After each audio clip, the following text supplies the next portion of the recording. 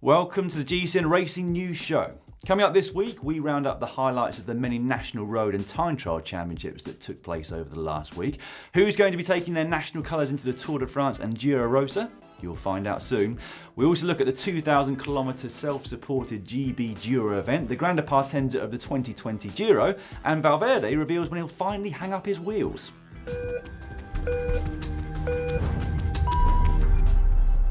We'll kick off though with the National Championships highlights, and we'll start in fact on road races and with France, where Warren Barguil of Arkea Samsic took his first win in almost 2 years.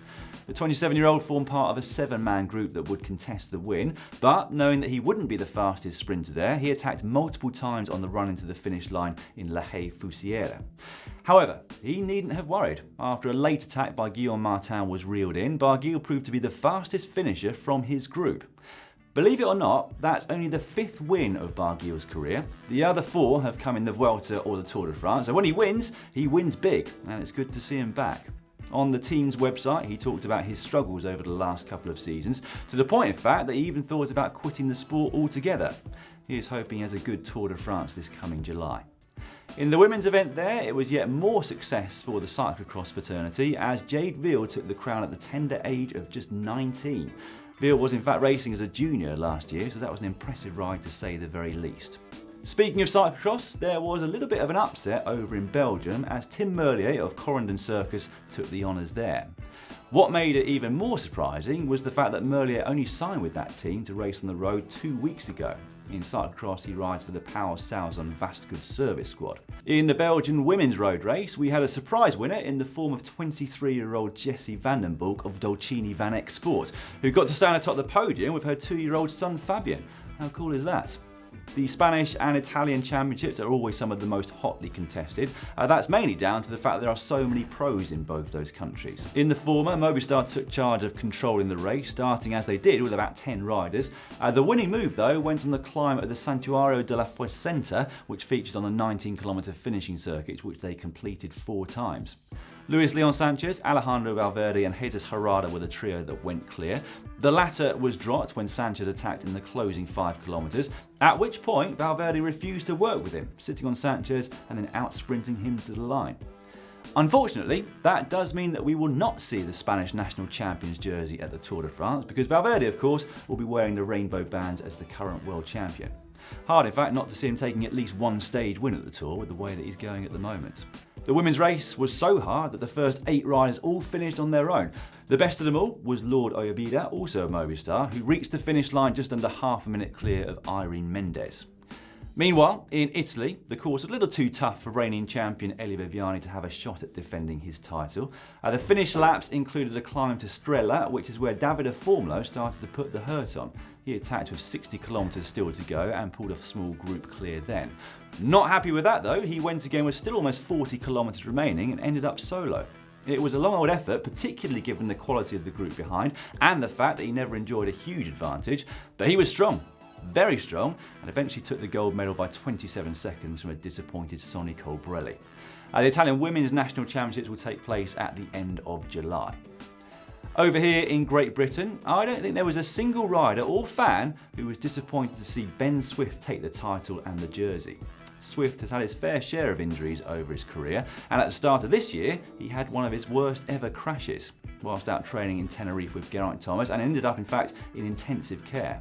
In the race, he passed teammate Ian Stannard of Team Ineos, who'd been in his usual beast mode for the most of the day. That pass happened in the final metres of the race, and Ben Swift took his first ever senior road title.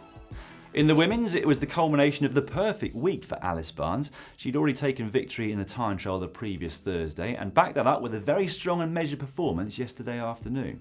And that must have felt particularly satisfying for Alice Barnes, having finished just outside the medals in the European Games in both the time trial and the road race.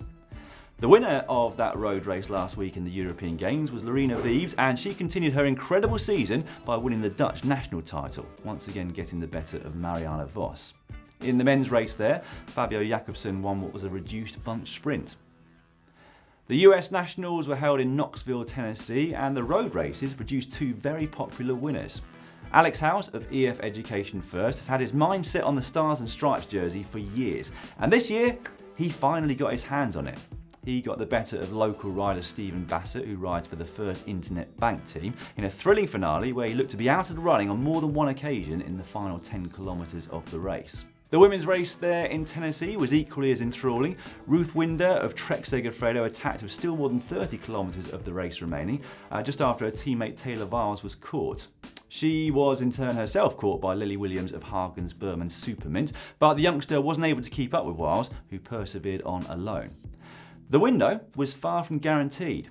A strong group was coming up fast from behind, and Winder, in her own words, was dying 1,000 deaths. However, she just managed to hang on by a single second ahead of a very fast finishing Corin Rivera, with Emma White of Rally UHC in third. Over in Ireland, Sam Bennett and Eddie Dunbar proved to be the strongest in the field. It would come down to sprint between the two of them, and inevitably it was Bennett who was the quicker, taking his 8th win of the season so far. Third on the day was Ryan Mullen, who'd had an absolute nightmare in the lead up to the race. More on that later on in the show. Bora Hansgrohe had a particularly good weekend, in fact. They took all 3 of the podium spots in Germany, Max Schachmann taking the gold there, whilst they also prevailed in Austria with Patrick Conrad and Slovakia with Juraj Sagan. Now, the significance of that is that Peter Sagan will be riding in standard team jerseys for the first time in what seems like an eternity, away from time trials at least. That said, we probably won't see him too far through the tour before he swaps it for a green jersey.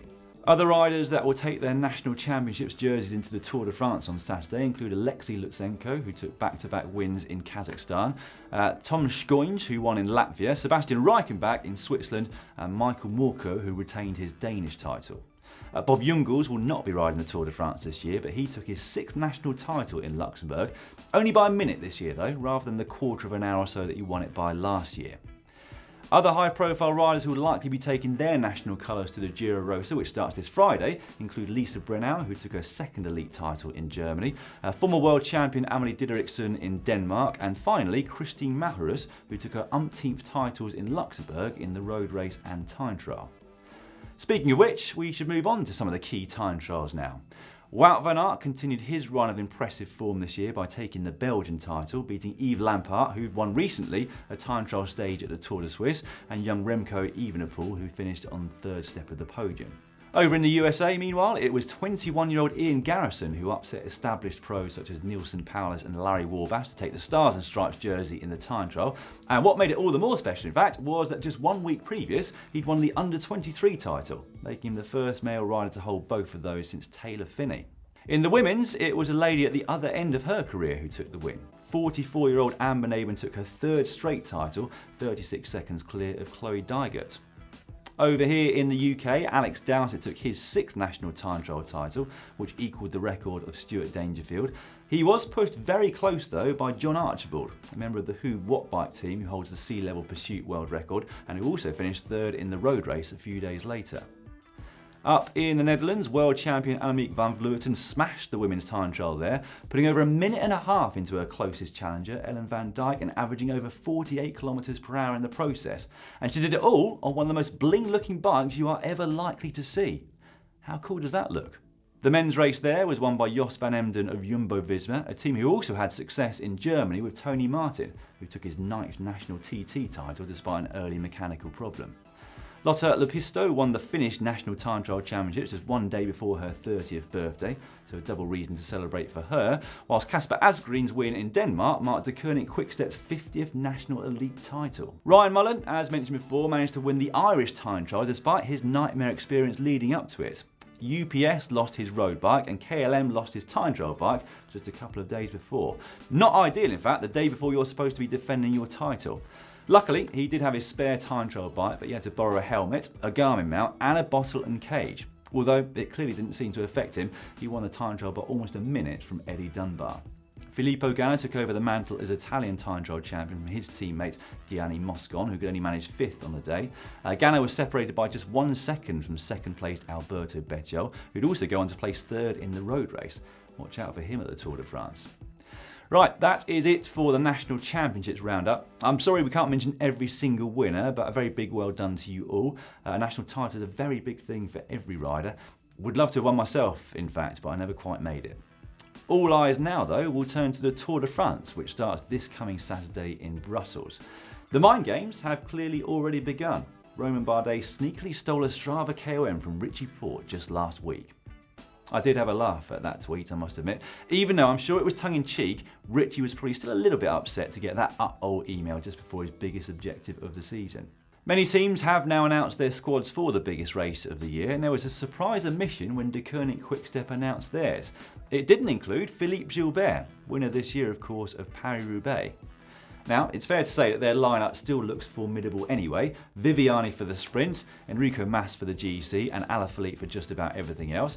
But it was still a surprise to see Gilbert left at home. Apparently, he's yet to sign a contract extension at the team, and rival Belgian squad Lotto Soudal are knocking at his door, so that might have played its part. Mitchelton Scott also have a very, very strong lineup, which has a surprise inclusion. Simon Yates joins his twin brother Adam there. It's going to be very interesting to see what role he plays at the race. According to Simon himself, he's there only to support Adam. That's quite a domestique deluxe that he's got there. The 2020 men's and women's World Tour calendars were released by the UCI last week. In the latter, there will be a total of 22 events spanning 4 continents, all of which will have their own live television coverage. One of those events is the Deakin University Women's Road Race at the start of the season, which received a promotion to the top level of the sport. Also on that list are Flèche Wallonne and Liège-Bastogne-Liège. Now, it had been rumoured that ASO would demote those races to a lower category so that they didn't have to produce live coverage of them, but they've committed to showing those races live, which is fantastic news for the women's sport. Meanwhile, the Tour de France is set to start a week earlier in 2020 so as not to clash with the Olympic Games road race in Tokyo. It will begin on June the 27th and conclude on 19th of July, just 6 days before the men's road race. It also means that other World Tour races in June, such as the Criterium du Dauphiné and Tour de Suisse, will also move forward by 1 week. However, the Giro d'Italia won't, which means there are just 26 days between the 2 biggest Grand Tours next year. Speaking of the Giro d'Italia, last week RCS Sport announced details of the 2020 Grande Partenza in Hungary. Stage 1 will be a 9.5 kilometre individual time trial around Budapest, which will be followed by 2 further road stages of just under 200 kilometres each. Both of those look flat enough to guarantee bunch sprints. The race then flies down to Sicily for a short stage there, but interestingly, there's no rest day between. Another announcement last week was that Barnabas Peak has just been signed to Mitchelton Scott, so maybe he'll be on the start line as the only current Hungarian World Tour rider. That said, it could be quite tough to make the team in your first year as a fully fledged pro. Movistar revealed last week that world champion Alejandro Valverde has extended his contract through to the end of 2022, although it sounds as though he'll be finishing competing at the end of 2021 and spend the following year helping to develop young riders at the team. There was some bad news though last week for the riders and staff at Team Ventoux Cycling, who will cease to exist at the end of this year, leaving riders such as European champion Marta Bastianelli searching for a new home. The announcement was made by team owner Bjarne Riis, who cited a lack of sponsorship as the reason for the decision. Let's hope they can all find themselves something for next year. I guess at least they found out reasonably early in the season, so they've got some time to make different arrangements. We're going to move on now to the GBDuro Ultra Endurance event. That is a self-supported 2,000 kilometre event that goes from Land's End to John O'Groats here in the UK. Now, if you watched the GCN Show last week, you will know that Team EF Education First Lachlan Morton had been leading the way. The Australian covered the 630 kilometres to the first checkpoint, 7 hours faster than his closest rival, and that really set the precedent for the rest of the event. He would eventually reach John O'Groats after just under 112 hours of riding time, describing it as the hardest thing he's ever done in his life. Now, unlike other ultra endurance events, the GBDuro has timed stages, which means that the riders then get to have some proper rest before they continue on to the next leg. Finally, on this week's Racing News show, Thomas Locklear has been named as the new French national coach, a role that he's going to take up at the beginning of next year in 2020, replacing Cyril Guimard. One legend basically replacing another. Now, if there's ever a reason to put cameras inside team cars, I think this is it, because I'm absolutely sure we'll get some incredible facial expressions from Monsieur Locklear, particularly at the World Championships. Right, that's all for this week. Stay tuned for our Tour de France preview show, which will be coming out on the channel this coming Wednesday. There you'll be able to find out all the details of the key stages and the key riders taking part, plus of course our infamous predictions. Don't forget, you'll also be able to catch highlights of the Tour de France and Giro Rosa on our Facebook page, but also here on YouTube. Stay tuned for more news on that. Right, I've got another video suggestion for you all right now in case you missed it at the weekend. Hank followed James McDonald as he attempted to break the 24-hour distance world record at the Newport Velodrome. Check out how he got on by clicking just down here.